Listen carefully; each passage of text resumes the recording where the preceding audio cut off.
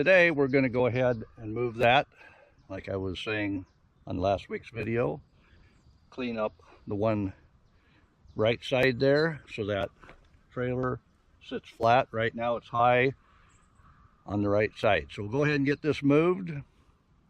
We'll use a tractor to go ahead and clean up that little bit of hard compact dirt.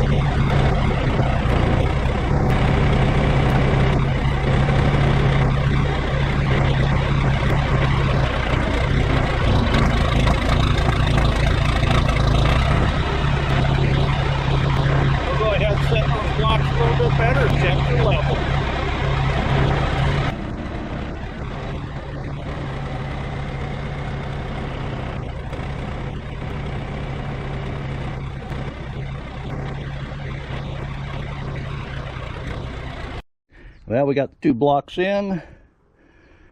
It's going to settle a little bit, I'm sure. But what do you think?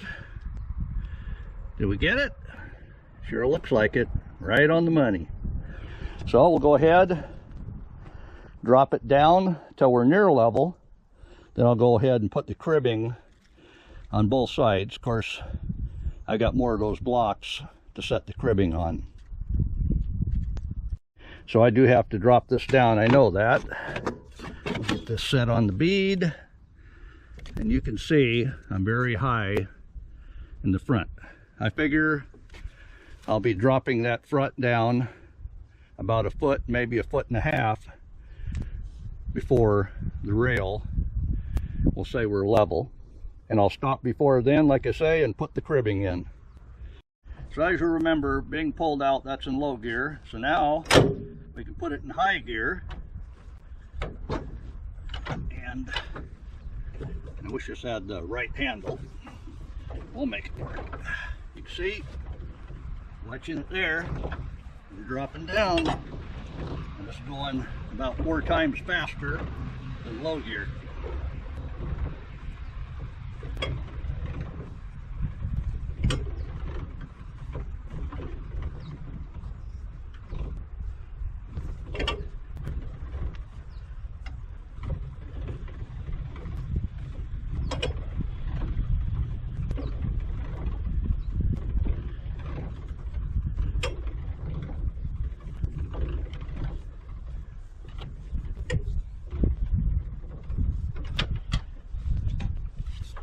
We'll check.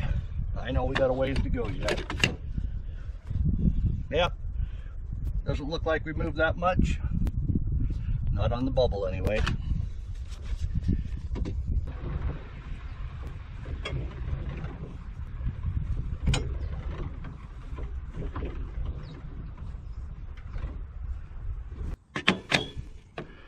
So as you can see, I made considerable progress in getting that level.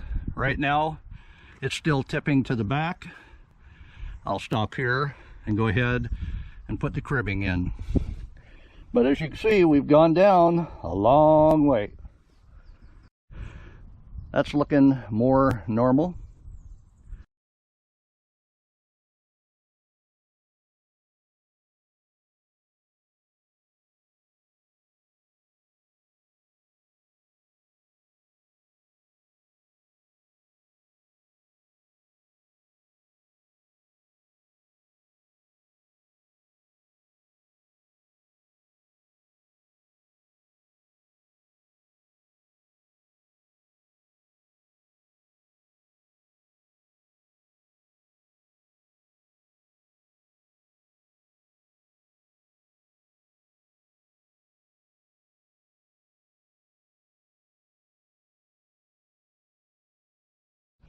All right, you can see I've got an even gap all the way down. I can't run past there with this piece, so we'll leave that there.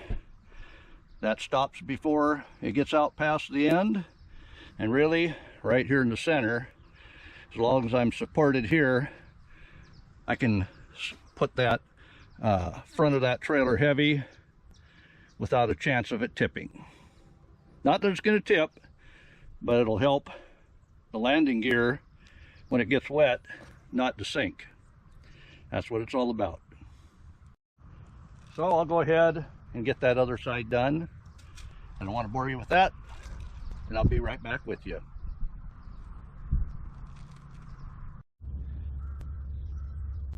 I have both sides of the cribbing in, and I've set the trailer down on it to hold everything in place. I don't have to worry about side to side if those were to fall over, because the landing gear is still on its pad. But this will, and I don't know if you've ever seen, you can look it up on YouTube, teeter-tottering a semi-trailer, where a trailer will back up to the dock. The forklift will come in with something very heavy on the front, and the nose of the trailer drops because the semi isn't under it. This is going to help out me keeping the landing gear from sinking into the dirt.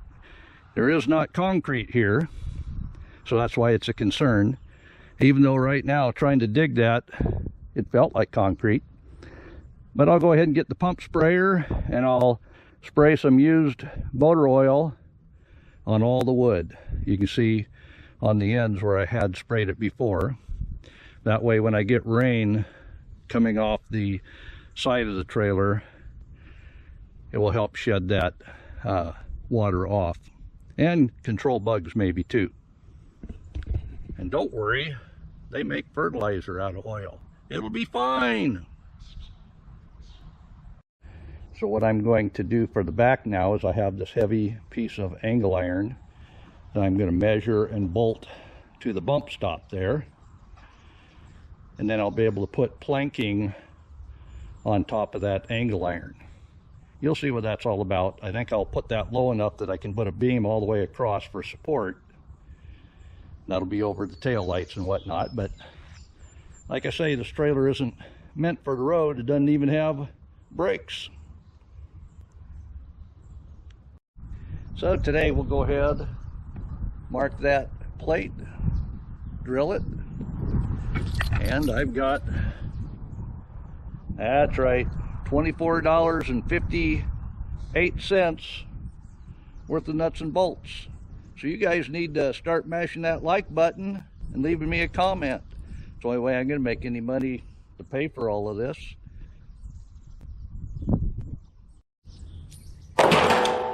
So if you don't like the content, go ahead and hit that thumbs down button 2 times.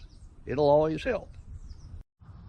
I have determined 8 inches below the door hooks will be about right. That way none of the wood will be in the way in case I want to close those doors. So what I'll do, now that I have these drilled out, I'll go ahead and clamp them in place right here. That way I can put my 6-inch blocking on it, plus a 2-inch ramp going out to the dirt. Of course, that's going to have to be pressure treated where it touches the dirt. I've got it all bolted up. And you may be wondering, why is it where the lip is down? Why didn't you flip it around and have that at the top? Well, check your engineering book. This has harder shear pressure, and by the book, I'll never hit that threshold with my application. But we'll go ahead and get a beam cut. It will come all the way out to the edge on both sides. That should support that well, and then on top of that beam will be some pressure treated that will come out to the dirt landing. That's all next. So I got a beam here that's 5 inches by 6 inches by 12 feet. I only need 8 feet of it. So I'm going to cut it off here where the crack is in the wood. And then I'll get me an 8-foot piece here. And as you can see on this side, it has a crack as well, but 8 feet is right here. So go ahead and get that cut off. And to do that, we'll make it easy on ourselves. Well, I say we'll make it easy on ourselves. I'll cut that bee right back with you. That's 8 feet.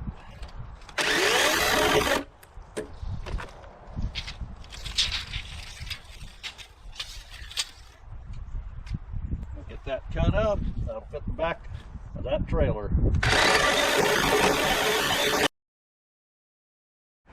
Well, I think I can make that work to my advantage, but there's a warp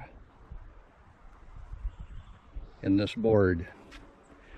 That way the plate will be there. This should tuck up at the ends where the lights are. Let's see how it fits.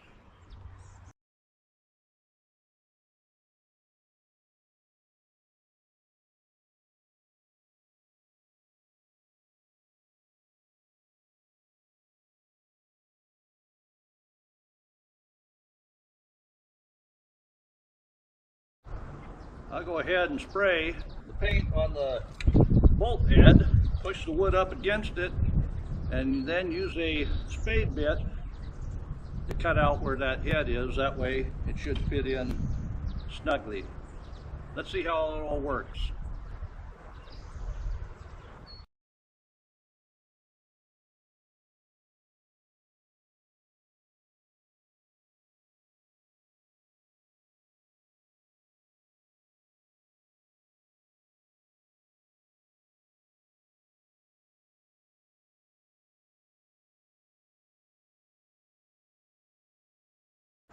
Alright, I've got a big enough cut out where those heads are. I shouldn't have a problem. That way, the next step will be to screw the metal in from the bottom. So let's go ahead and get it in place.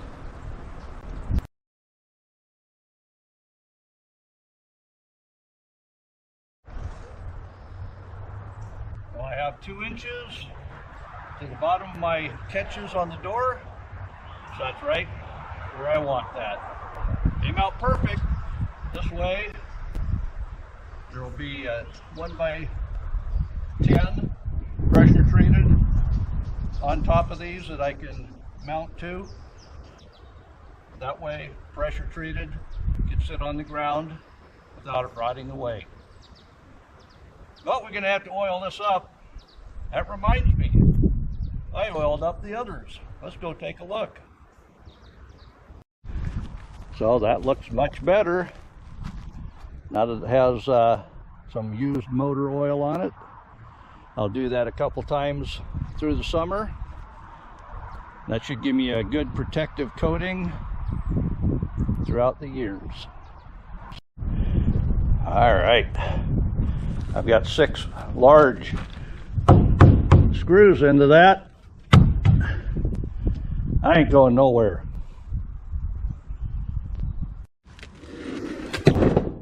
But for now, we need to get in here safely. So that'll hold it up. As you can see, this is a ladder. It's taller than the 2x10s or 2x12s pressure treated will be. So I think we'll be fine. Well, the other day I was talking with 2 of my brothers and we were thinking out loud, what if I were to put a drawbridge here? That way, the one end that would be down wouldn't be laying on the ground all the time, and I could save myself a ton of money not buying pressure treated wood. I could use wood out of my sawmill trailer. That's when we decided all we need is a few pieces of metal to make a hinge. I can put the straps down on both sides. I think I've got some cable and a spring around here somewhere too, and maybe counterbalance that enough where I can close the doors and then roll the bridge up. What do you think? Let's go look at the metal we've got. Yes, the outhouse is holding up. So I've got this abandoned pallet of metal here. I don't think anybody will miss anything out of it. I think I can make a pretty good hinge, parts to that drawbridge. What do you think? One way or the other, that's going to be it for this video, because I got a drawbridge to make, and you know that's going to take a little while. I want to give you all the details. So thanks for watching, and stay tuned for a drawbridge episode.